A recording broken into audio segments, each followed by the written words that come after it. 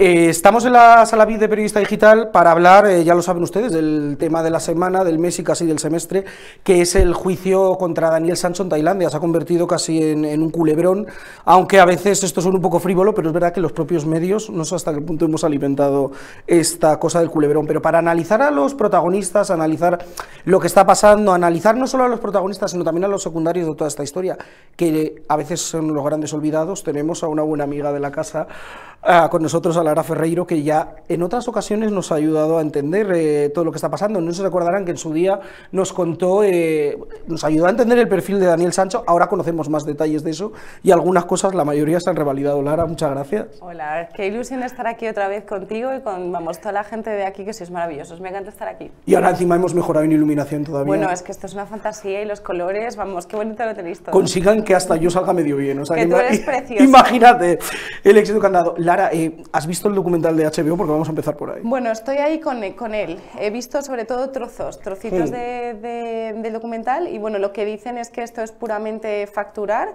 porque lo necesita, porque al final, bueno, pues les puede arruinar económicamente todo el desembolso que tienen que hacer de abogados, de traslado, etcétera. Pero es verdad que dicen que él lo cuenta de una manera como, bueno, como muy natural, es decir, ¿no? Como si, bueno, pues estuviera hablando de eso, que a lo mejor puede sorprender muchísimo, como esa distancia emocional. O sea, yo quiero pensar que en este momento está, hasta que no salga, bueno, que no, la sentencia del juicio, que Rodolfo está en un estado disociativo, que es cuando tú no estás en la realidad, que todavía estás un poco, ¿sabes?, como entendiendo a ver todo lo que está pasando, y yo quiero pensar que en algún momento o se derrumba fuera de las cámaras, o bien cuando ya se sepa la sentencia, y muchas veces ocurre esto, ya te pega el bajón depresivo. Porque ya lo asumes. Claro, porque ya lo asumes, mientras que ahora a lo mejor podría estar en otro tipo de fase que ahora lo analizaremos. Vamos a ver si te parece algunas declaraciones de él y lo comentamos contigo. ¿Cómo te enteraste de lo que pasó? El mismo 5 de agosto me llama mi hermano, que ha visto la noticia. Me llama muy choqueado y preocupado. Tarda en decirme exactamente qué está pasando y yo le acabo preguntando, pero bueno, ¿está vivo? Y me dice, sí, pero ha pasado esto. Y me pasa la noticia. Tuve esa sensación burdamente conocida como estar en una película. Esto es él cuenta en el documental de HBO, mirando a cámara, cómo se entera de... cómo recibe esta noticia. Claro, es que además lo que él dice, que él no tenía ningún tipo de conocimiento que Daniel Sancho tuviera algún tipo de relación con Edwin Arrieta. Entonces, claro, para él la primera fase es el shock. De hecho, ocurre una cosa muy interesante en el cerebro, que nosotros tenemos como el sistema de alarma, ¿vale? O sea, de alerta, que cuando en situaciones muy excepcionales se activa ese botón, ¿vale? Y lo que ocurre es que el botón hace que se segregue como una especie de sustancia donde tú no vas a recordar nada de lo que pase. Entras como un letargo para que te hagas, bueno, pues como que no proceses nada, y la memoria del Entiendo cerebro, que es supervivencia, claro, ¿no? es supervivencia. Y lo que ocurre es, ¿vale? Tú entras como en un letargo, ¿vale? Que no te enteras de nada, es como si estuvieras congelado a nivel emocional, y la zona del cerebro del hipocampo de la memoria no puede ir almacenando datos. De tal manera que lo que intenta cuando tú estás en shock y todavía no te enteras muy bien es para protegerte. El hipocampo, la zona de la memoria no se activa, es decir, tú solo estás en modo congelado. Y lo que él dice del shock, pues claro, es que al principio tú no te lo crees y crees que a lo mejor, oye, él todo el rato hace referencia a estar en una película. Y yo creo que esta faceta de actor le ha podido ayudar mucho en estos momentos, que lo analizaremos también a lo largo de esta charla, para protegerse como mecanismo de defensa, como si estuviera interpretando una película, como de alguna forma se pone este caparazón de actor, porque ellos tienen muchas veces que separar de sus emociones para poder concentrarse en lo que están haciendo. Entonces yo creo que un poco cuando él dice que es como esto una película, yo creo que podríamos resumir que su comportamiento en determinadas circunstancias es muy de actor, para intentar protegerse como mecanismo de defensa. Bueno, allí ya sabes que está lleno de compañeros. Tailandia ahora mismo está tomada cosa muy por periodistas, y a mí uno de los compañeros que estaba allí, no voy a decir quién, me decía que la actitud de Rodolfo les llamaba mucho la atención, porque esa frialdad que vemos en el documental de HBO o en la exclusiva que ha dado Lecturas, que también algunas de las declaraciones son de la revista Lecturas, no de la plataforma, que decían que él, la actitud que estaba teniendo era no solo fría, sino como muy dominante con respecto a ellos, y a veces incluso muy mal educada, que contrastaba un poco con Silvia Bronchalo, con la madre de Daniel, que era todavía más distante que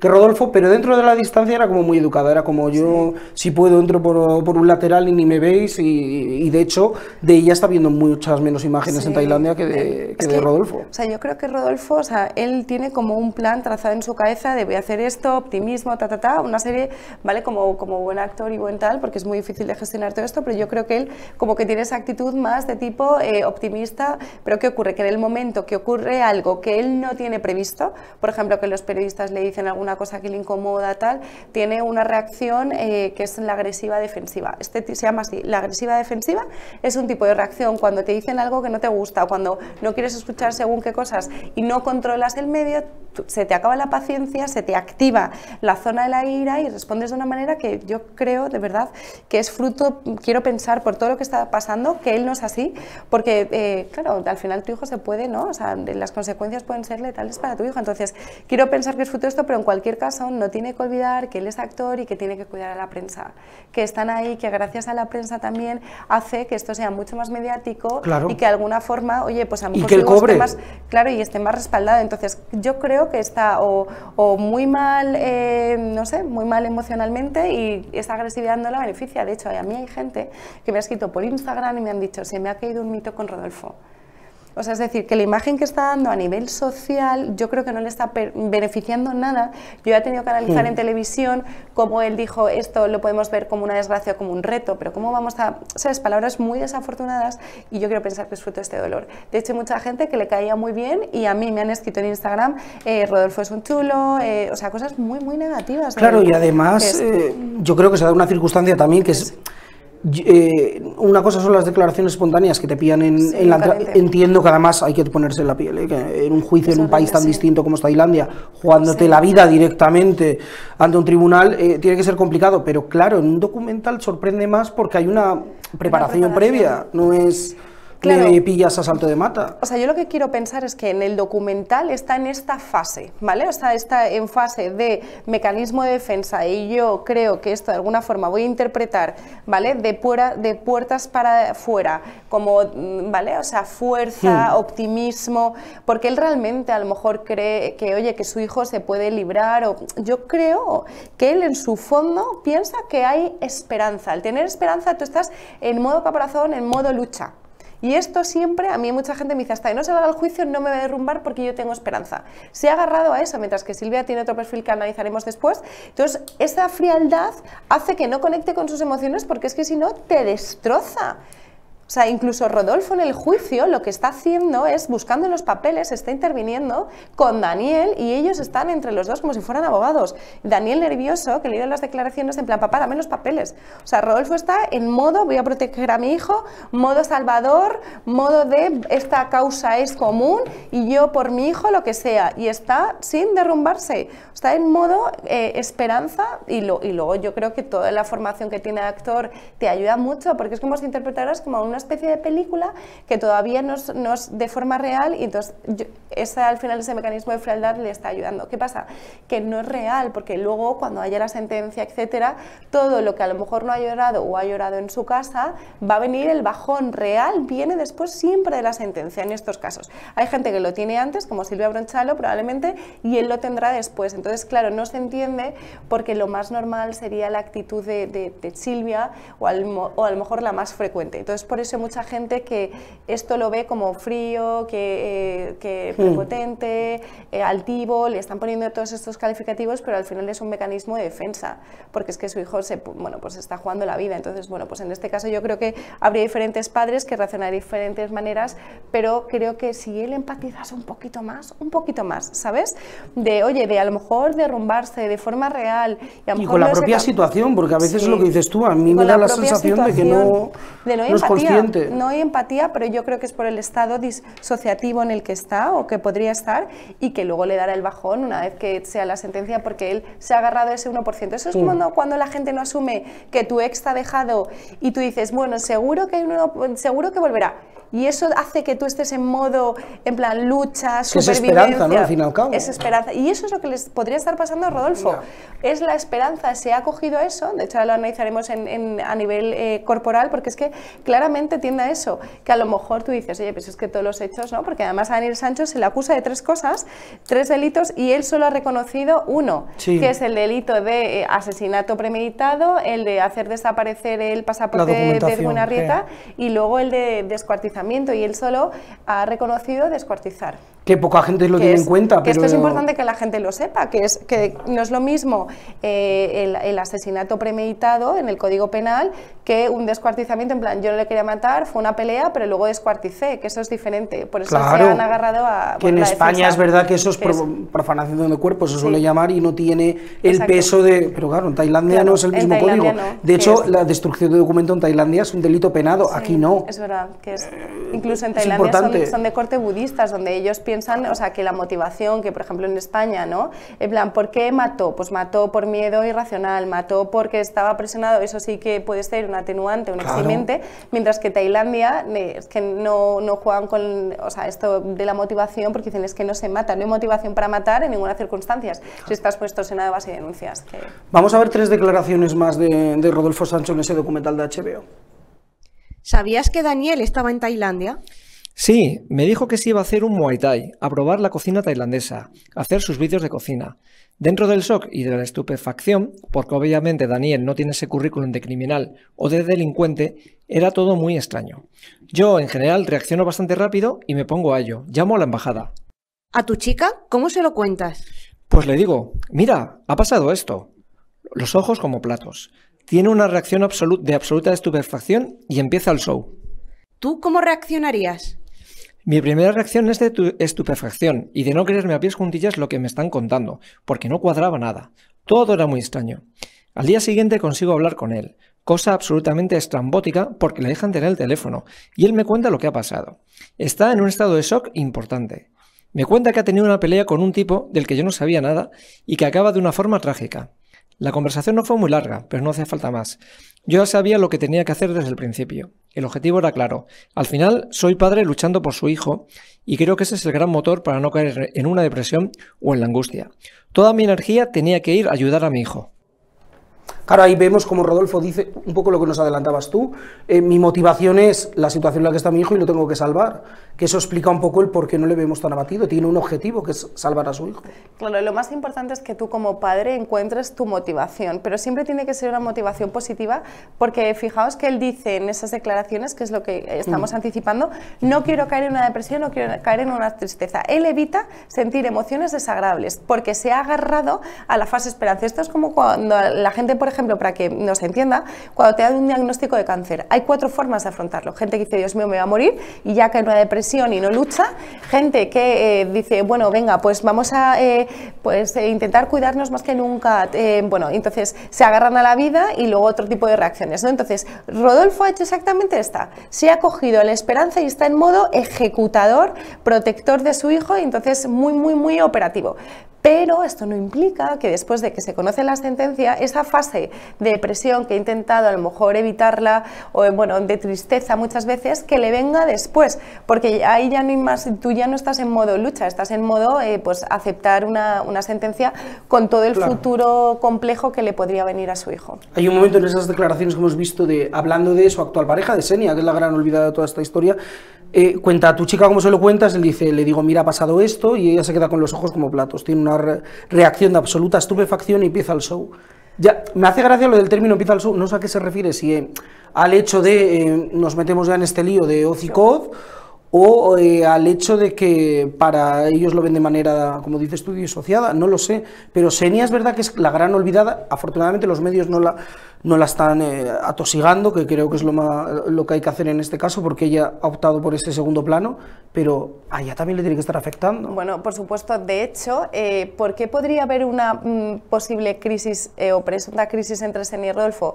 Porque al final, ¿qué ocurre? Cuando hay este tipo de circunstancias tan absolutamente complejas como un presunto asesinato de tu hijo, y además ellos tienen una niña, Jimena, pero Daniel Sancho no es el hijo en común.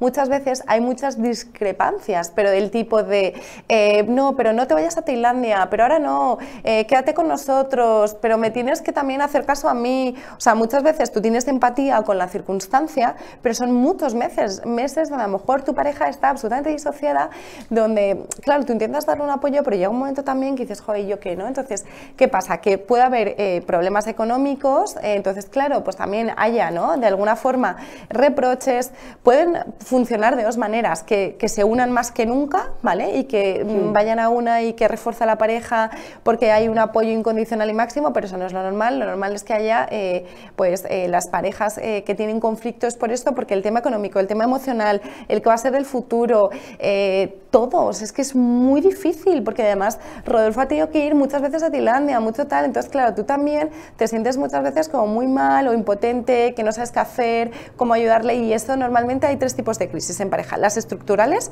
¿vale?, que tu vida se rompe, como esto, ¿vale?, la estructura de la casa que tienen montada en las Islas Canarias, pues todo eso se rompe porque ahora Rodolfo ha tenido que parar a lo mejor de trabajar por ir a Tailandia, buscar dinero de donde sea, porque al final un actor no gana tanto dinero, y es que esto te rompe, porque son muchísimos cientos de euros que tienen que invertir en todo esto. Entonces, claro, y luego hay crisis, aparte de la estructural como pareja, las crisis personales. ¿Qué significa? Que a lo mejor la pareja está resentida por esto, pero es que luego tú a nivel interior tienes que pasar todo el proceso de duelo. O sea, que el Xenia tendrá que pasar un proceso de duelo, de asumir una nueva situación, lo estará pasando como con él, un papel más secundario, pero todo lo que implica las consecuencias de ver a tu pareja absolutamente destrozada. Y luego Rodolfo, que todavía le queda mucha tela que cortar. Incluso se decía que Rodolfo y Silvia Bronchalo tenían una buena relación, o al menos cordial, que el divorcio no fue tan dramático en sí, y hemos visto que Silvia Bronchalo ha denunciado a Rodolfo por amenazas, por WhatsApp, porque la ha llamado bipolar, etcétera. Es decir, si ya les ha afectado a ellos, que no son pareja y que tenían una buena relación como padres, porque tenían como diferentes, bueno, pues criterios de disparidades respecto a la defensa, etcétera, imagínate cuando es tu pareja, que no es ni siquiera un hijo en común, es muy complejo, y bueno, pues a lo mejor tendrá que tener ayuda psicológica, lo que sea, y ojalá no les haya afectado, pero en la mayoría de los casos sí que hay una gran crisis de pareja por la situación. Vamos a ver ahora tres declaraciones de ese documental que hemos entresacado, que a mí me han llamado mucho la atención por tres motivos. En una habla, se dirige directamente a la familia de la víctima, porque recordemos que en este caso, si hay una víctima objetiva, es Edwin Arrieta y todas sus covíctimas, sus familias. En otro, en el que habla de cómo él interpreta la relación que Daniel y la víctima tenían, y por último, cómo habla de él como padre. Vamos a ver lo que es bastante curioso.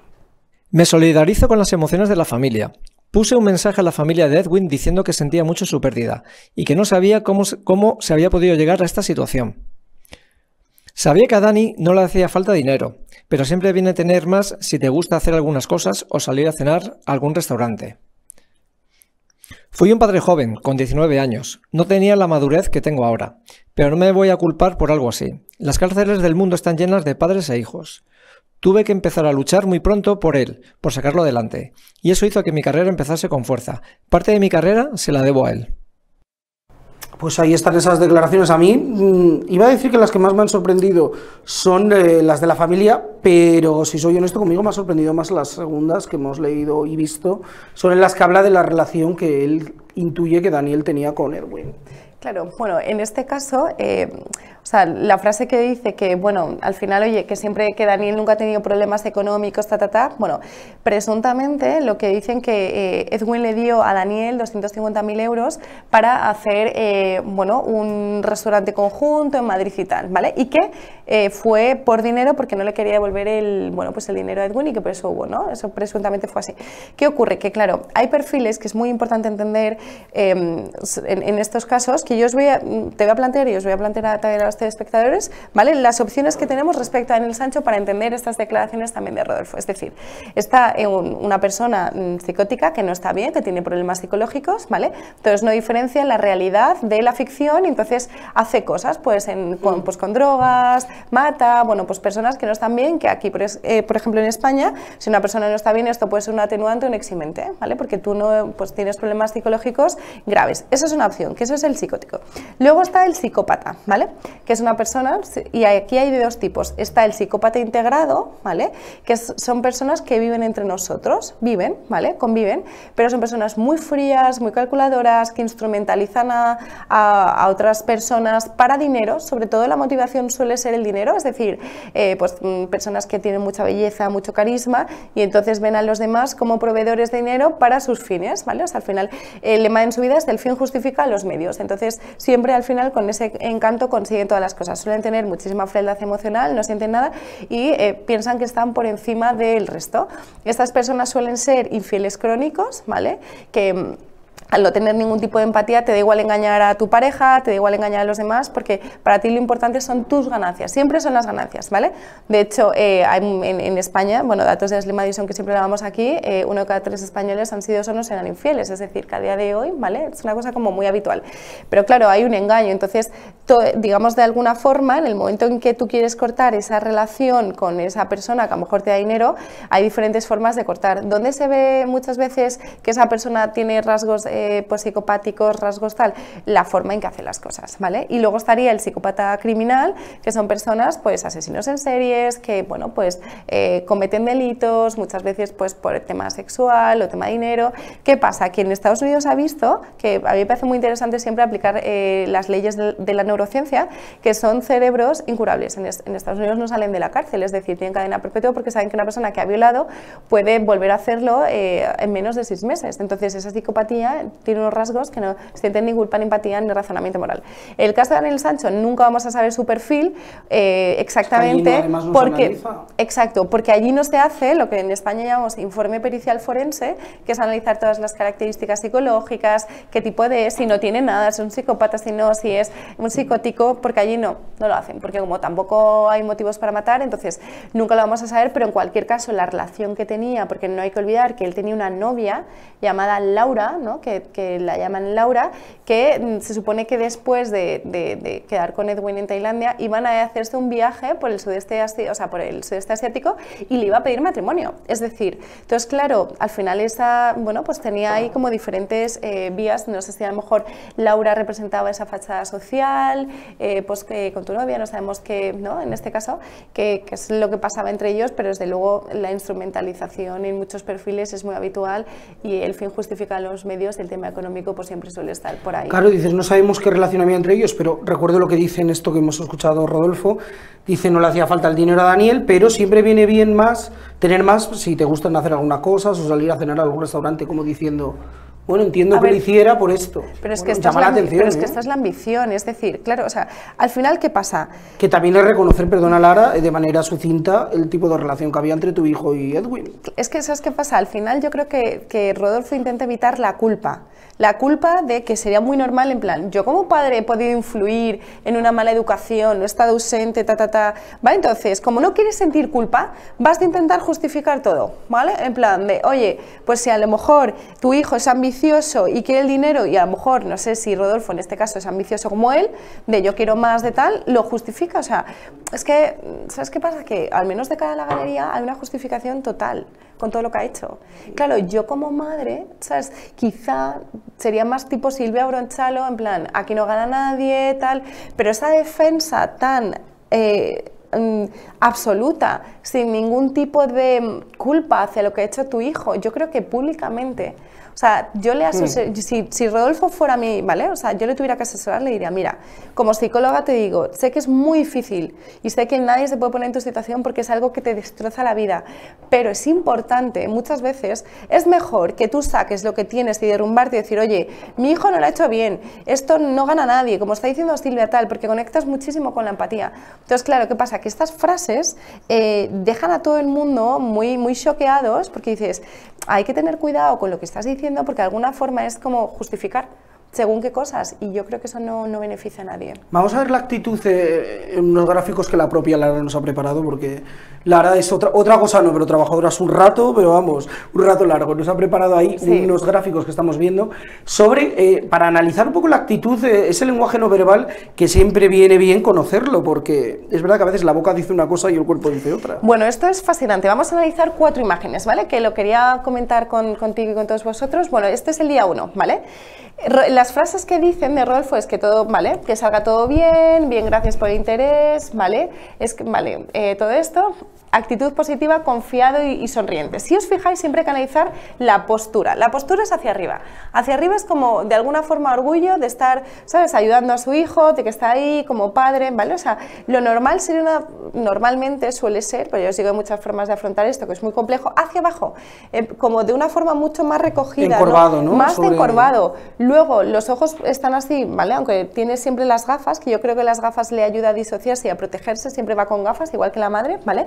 Si os fijáis, está como en modo alerta, aunque no lo podemos ver, pero se puede intuir. Y luego la boca es muy llamativa, porque tiene como el rictus, es de tipo positivo, sonriente y confiado.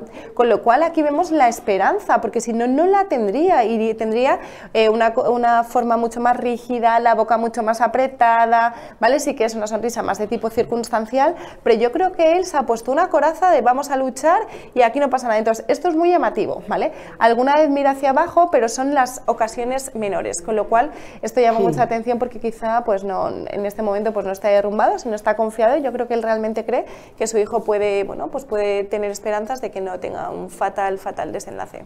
Vamos a ver la segunda, que ya hay un cambio en él que es más que llamativo, ¿eh?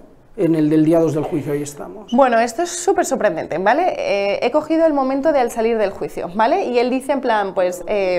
como empieza de forma pues más de tipo amenazante, no tengamos un problema, yo os trato con educación y respeto, espero lo mismo de vosotros, no me cerréis el paso, ¿vale? Entonces su sonrisa está como molesto, como altivo, advierte a la prensa, incluso llega a decir también que en Tailandia no se puede grabar y que esto sería, bueno, que no vayamos a tener problemas, ¿vale? En cambio Silvia es lo contrario, dice aquí nadie ha ganado, todos hemos perdido, cabeza como cabizbaja, aunque está decidida un paso firme. Bueno, ¿qué pasa aquí? Esto es muy llamativo. Rodolfo se pone en modo actor, sonriente, que es que nadie entiende muy bien las sonrisas, pero ya os digo que yo creo que es el mecanismo suyo de defensa, porque ¿no? La gente me pregunta por Instagram, ¿cómo es posible que estés sonriendo? Es que no se puede sonreír, pero casi seguro tiene algún tipo de disociación de la realidad, o piensa que está interpretando algún tipo de película, o recursos que tenga técnicas de actor, porque si no, lo normal sería que te derrumbases, pero ya os digo que yo creo que él está como muy trabajado, porque es ¿no? Pues como actor ha sido muy grande.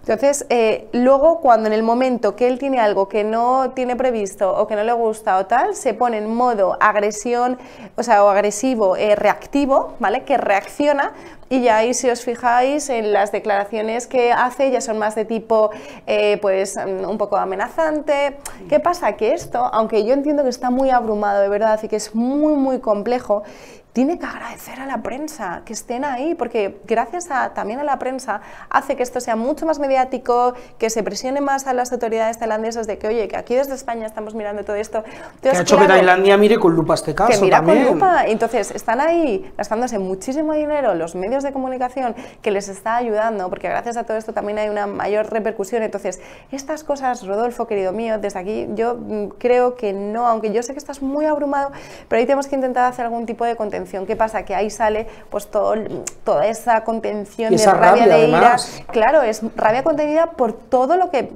tiene que estar viviendo pues como padre. Claro, es muy difícil. De hecho, así, esas imágenes es después del juicio. ¿Qué pasa? Que a lo mejor la primera semana, también hay que contextualizar que no salió muy bien bueno, pues, las diferentes entrevistas que se hizo, porque dijeron que había un problema de traducción.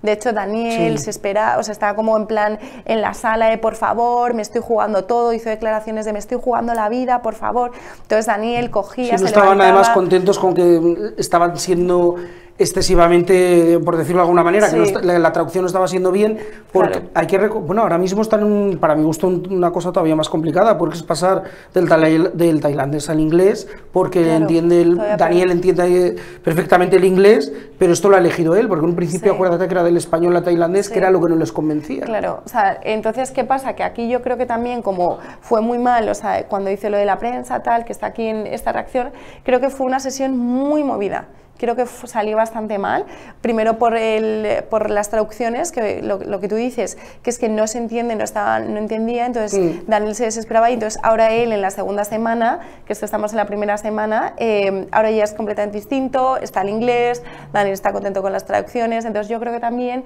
fruto de ese estado emocional que no ha salido bien o como ellos esperaban, pues yo creo que está como esa ira, rabia contenida de a ver si a mi hijo le va a pasar algo, yo creo que sale y entonces al final es como cuando estamos cabreados que lo pagamos con nuestra pareja y a lo mejor es porque acabamos de discutir con nuestro jefe, pues yo creo que sería un mecanismo. Que hay que decir que lo que hemos visto en esta ficha, tanto de Silvia como de Rodolfo, a mí los compañeros que están en Tailandia, en concreto, uno me decía, lo de Rodolfo es que, dice, no es que esté fruto de un cabreo o de un momento puntual, dice, es que su actitud en la isla está siendo así, incluso en lo que no se ve en cámaras, y la de Silvia me decían lo mismo, está actuando igual delante que detrás de las cámaras, esa forma un poco de, pues más apocada, más intentando contemporizar en el sentido de, bueno, de tener en cuenta la situación de la familia de la víctima, dicen que en privado también está haciendo lo mismo. Claro, sí, es que al final la actitud de Rodolfo pues está siendo muy criticada y muy comentada en las redes sociales precisamente por eso, ¿no? Porque por la sonrisa que no se entiende, por la circunstancia que está y luego por el trato que a lo mejor está haciendo en momentos de máxima, bueno, pues ira, quizá con los compañeros. Vamos a seguir con la siguiente ficha en la evolución de Rodolfo Sancho y de Silvia Bronchalo en el juicio. Estamos 17 de abril, vale. Fecha muy cercana.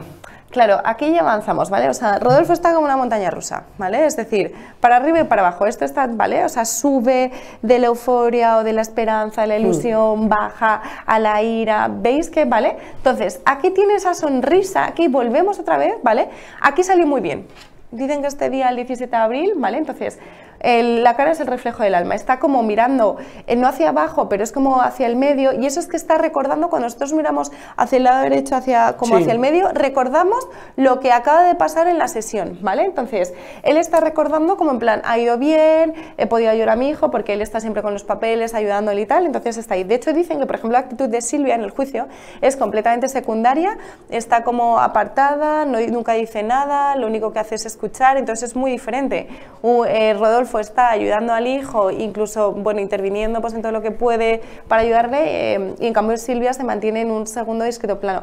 Yo no sé si es que también a lo mejor, claro, tú como madre, o sea, según cómo tú seas de personalidad, hay personas que niegan que su hijo haya hecho eso, ¿vale? Y otras personas dicen, a ver, con todas las pruebas no sé qué, pues quizá mi hijo se lo ha hecho. Entonces, claro, en función de lo que tú creas, porque puedes creer, esto es polarizado, una cosa o la otra, te vas a mantener una forma o la otra. Hay padres que rechazan que su hijo haya hecho eso, porque me daría una imagen mala de cómo he sido yo como padre, claro. Entonces rechaza y crees que no, que realmente no, entonces te vuelcas. Incluso entiendo que es un mecanismo de defensa, claro. Es decir, no me entra en la cabeza que... No lo ha hecho, por eso hay muchas madres, sobre todo, o padres que van a la cárcel, las madres les llevan lentejas a los niños, o sea, cuando los van a visitar, es decir, que es que creen, o sea, realmente creen que es imposible que lo haya hecho, ¿vale? Entonces es un mecanismo disociativo que está ahí de defensa, y luego, según si eres más racional y menos emocional y eres tal, dices, ¿y si mi hijo lo ha hecho?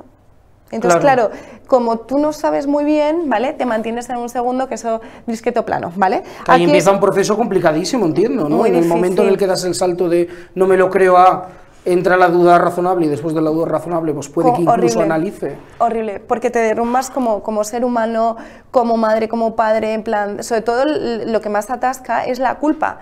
¿Qué he hecho yo? Oye, que no eres culpable de nada, porque nuestros niños pueden hacer, nuestros hijos, oye, son adultos y son responsables de sus propios actos, pero te machaca la culpa de haber sido yo de alguna forma que le habré influido, no le he dado el cariño suficiente, o con el divorcio de alguna forma me separé de él, y entonces te machacas. Y luego toda la tristeza de asumir un hijo y yo he parido, que tiene en mis entrañas, ¿cómo presuntamente puede hacer algo tan atroz? Es que no puedes vivir con ello, es que te destroza. Entonces es un mecanismo de decir, no, mi hijo no lo ha hecho, y se puede llegar a entender que muchas veces, en muchos casos, si nosotros estuviéramos en la situación, pues a lo mejor lo haríamos también, claro, para intentar protegernos. Pero es verdad que son actitudes absolutamente distintas. Vamos a ver la última ficha hasta ahora, porque el juicio seguirá, como todos sabemos, día 18 de abril.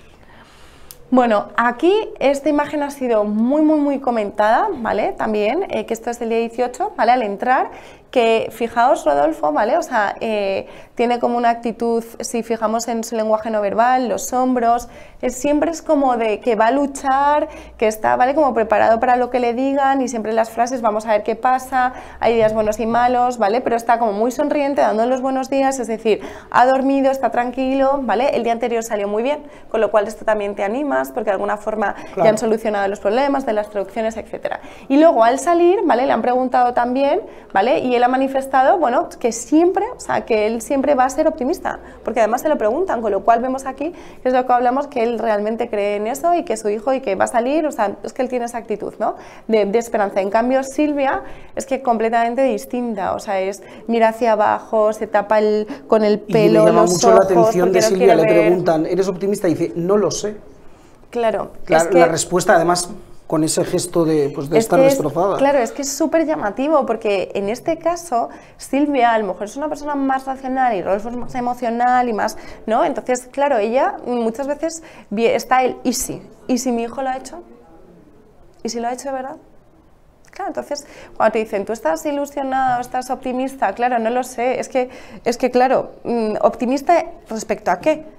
Respecto a, porque siempre tenemos que honrar, ¿no? La memoria de Edwin, que de una cárcel se sale, pero de un cementerio no. Claro. Entonces, claro, la madre, o sea, está muy empática también, es una mujer muy empática con la familia de Edwin, con la prensa, con tal, discreta, no quiere dar que hablar.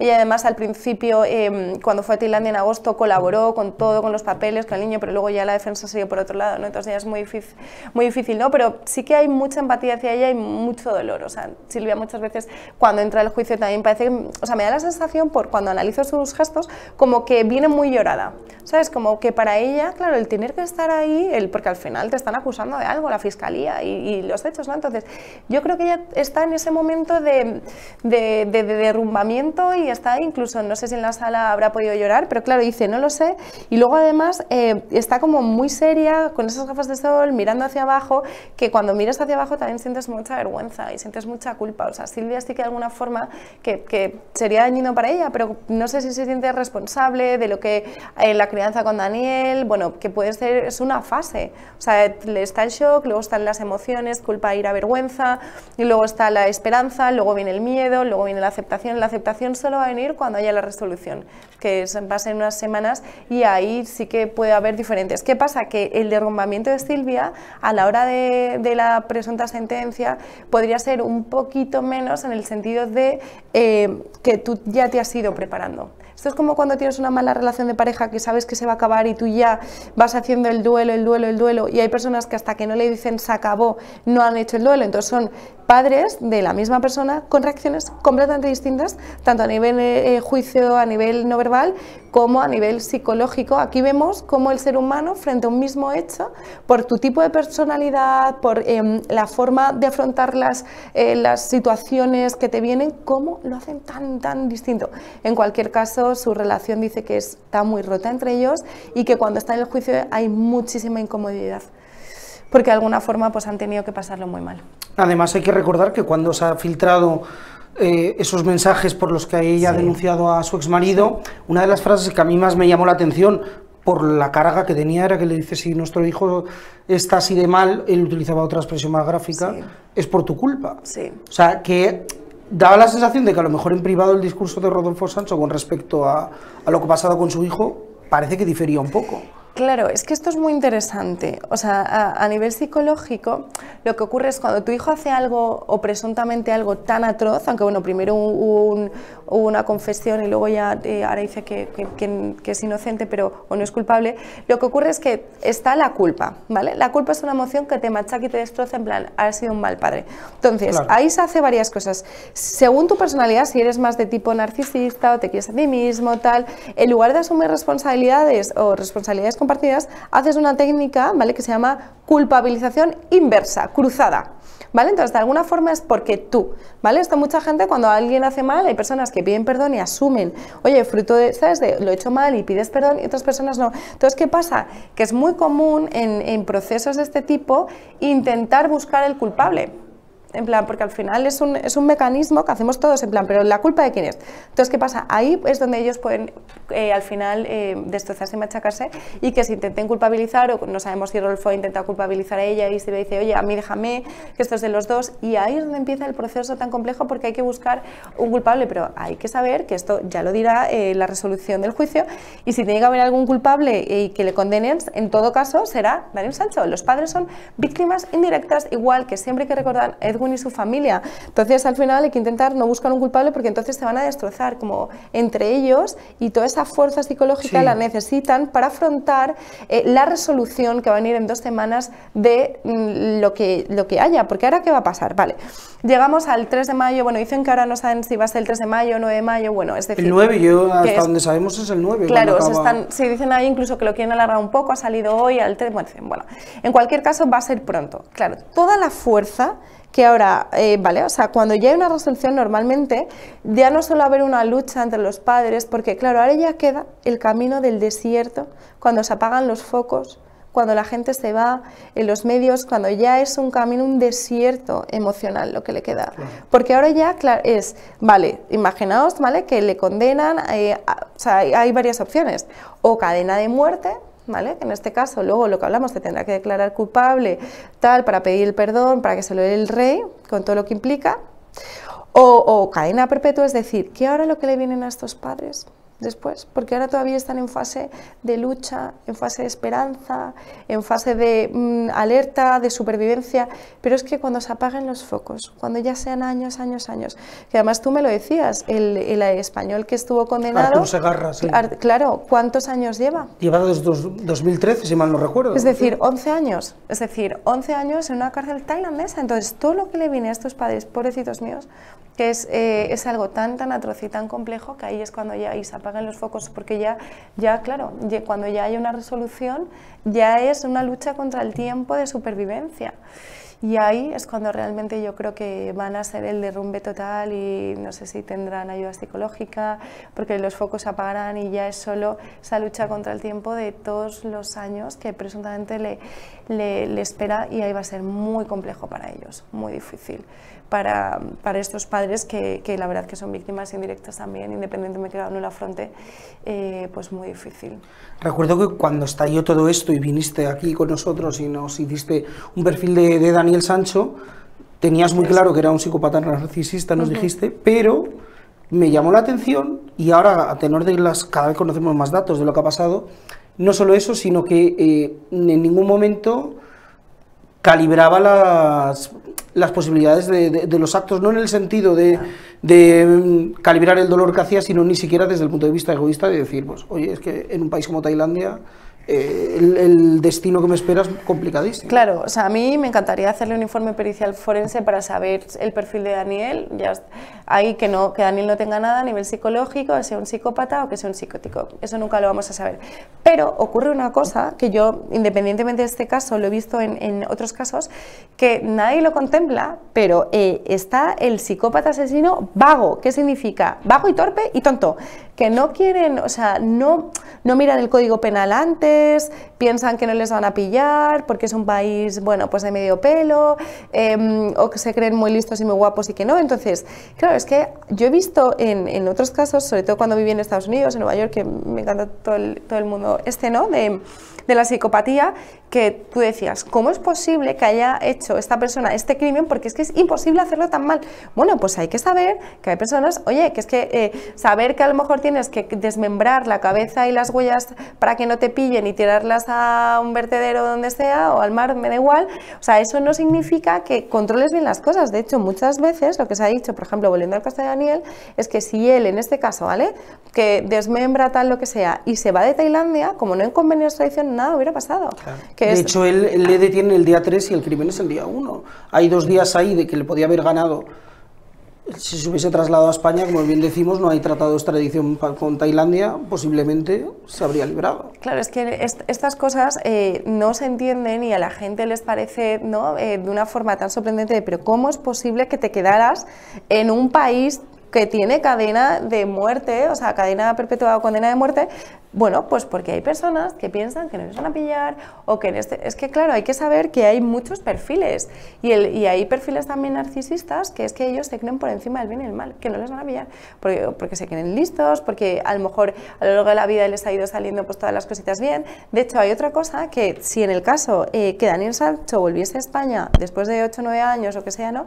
Él tiene que te lo he mandado, que lo estábamos comentando, también una causa abierta por una presunta agresión aquí en España. Claro, sí. Entonces, ¿qué pasa? Que no sabemos además si... una agresión bastante fuerte, bastante violenta. Claro, no sabemos sí. si al volver a España también tendría que cumplir condena aquí, es decir, que es que, o sea, que es, vale, vuelves aquí, pero aquí tienes una causa abierta de lesiones, etcétera, es que a lo mejor, o sea, la peregrinación continúa por las cárceles, entonces, claro, esto es algo tan, no sé, es que está hecho de una forma tan atroz y tan retorcida, que es que entiendo que no se puede entender.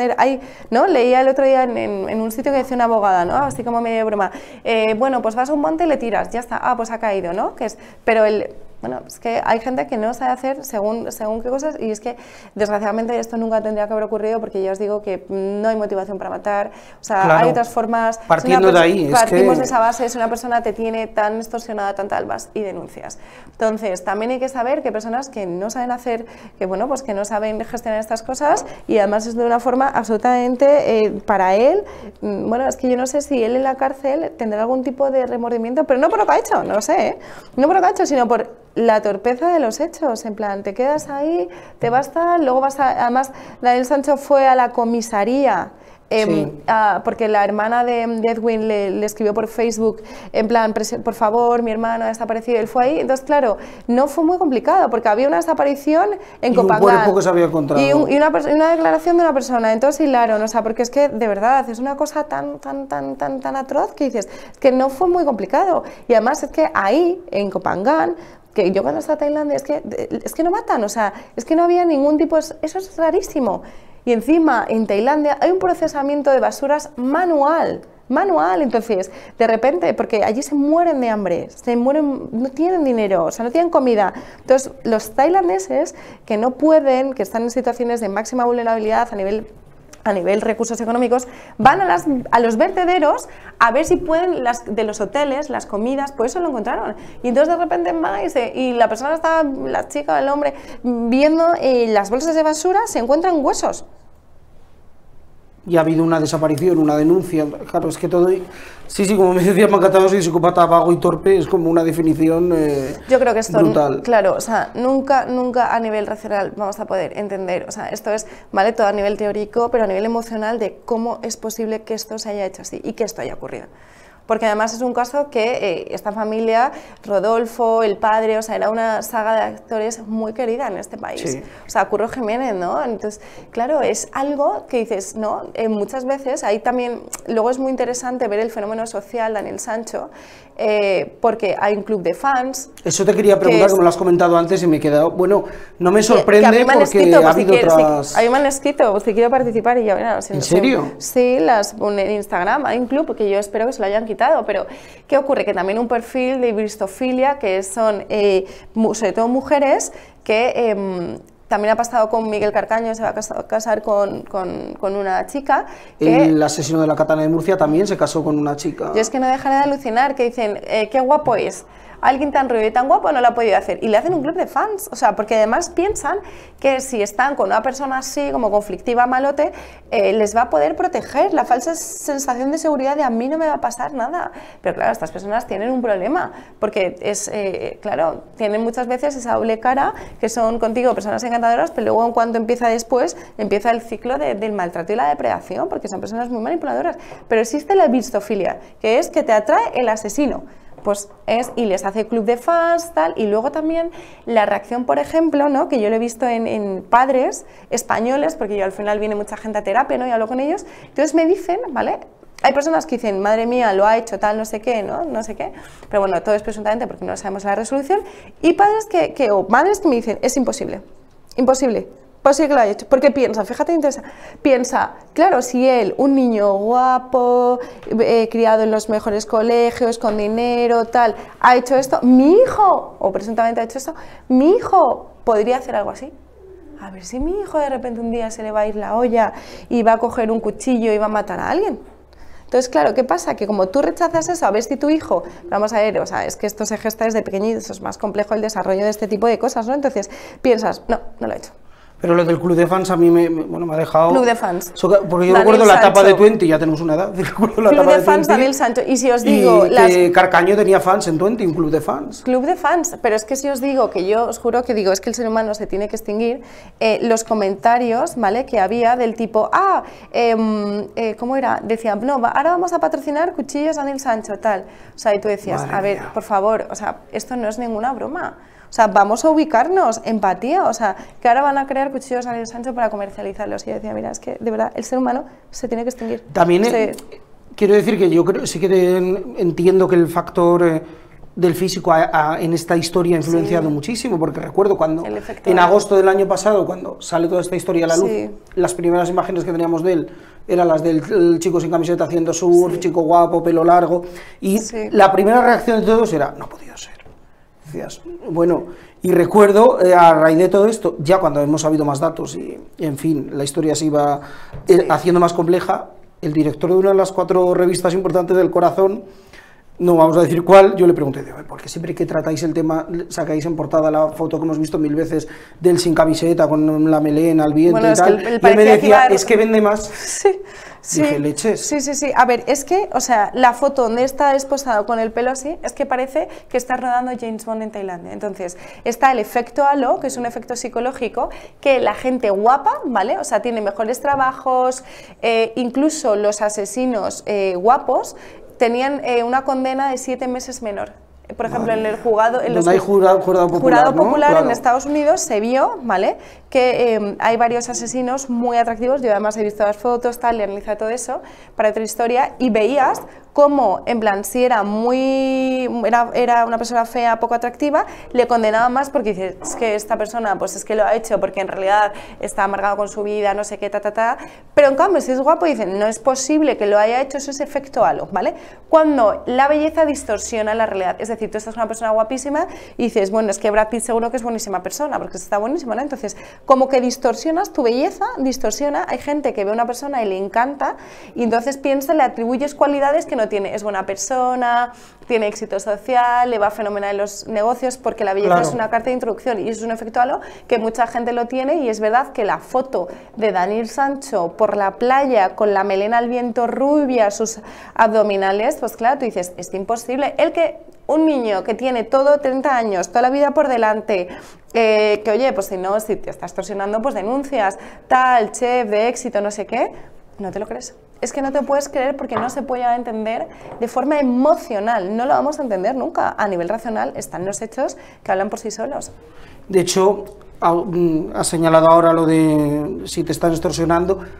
Hay que decir que de momento seguimos sin tener pruebas de que esa extorsión, presunta extorsión, existiera. Es decir, es el relato de Daniel Sancho, que lo entiendo, para construir una defensa, pero a día de hoy tampoco seguimos sin tener pruebas de que esa presunta extorsión existiera, lo cual para la familia de Edwin es una revictimización, inevitablemente. Claro, la revictimización es cuando siguen diciendo cosas que a lo mejor no han podido pasar, porque claro, esto hay que demostrarlo, igual que hay que demostrar el miedo insuperable, y que por eso fruto de la discusión. En cualquier caso, es muy llamativo que si una persona te está extorsionando tanto y te ha amenazado con publicar presuntamente tus fotos, no sé qué, que luego vayas a Tailandia, que le vayas a buscar en la moto, que quedes con él.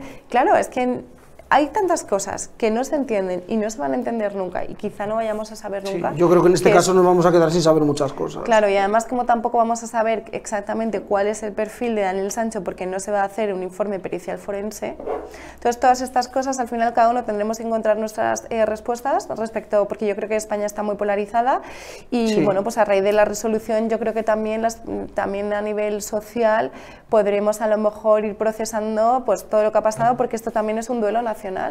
De todo el mundo estamos en shock. O sea, de hecho las visitas en Google son de millones de búsquedas sobre este caso, ya no solo a nivel nacional, sino a nivel internacional, o sea, en otros países. En cualquier caso, bueno, la familia de Edwin creo que pide como 750.000 euros, pero da igual, porque al final nunca te va a devolver a tu hijo fallecido. Sí, que además en el caso de la responsabilidad civil, si alguien luego se declara insolvente, es lo de menos en este caso además. Claro. El 9 de mayo parece que va a quedar visto para sentencia todo, intuimos, aunque puede que haya que se retrase un poquito toda esta historia. Inevitablemente llegará un momento que sepamos la sentencia, ahí se cerrará un capítulo importante. No vamos a jugar a predecir el futuro, porque además estas cosas son muy serias, pero ¿cuál crees, independientemente de que sea el resultado, cuál crees que va a ser la reacción de los coprotagonistas de esta historia?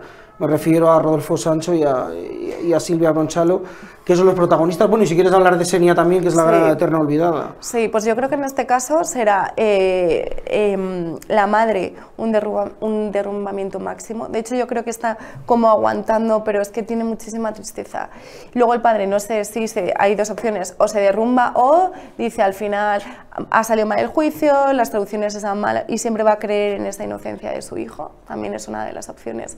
Que haya o ese derrumbamiento máximo porque tú asumes que eso ha sido así, o que siempre pienses que al final no, que el juicio ha salido mal, que eso también es esa opción.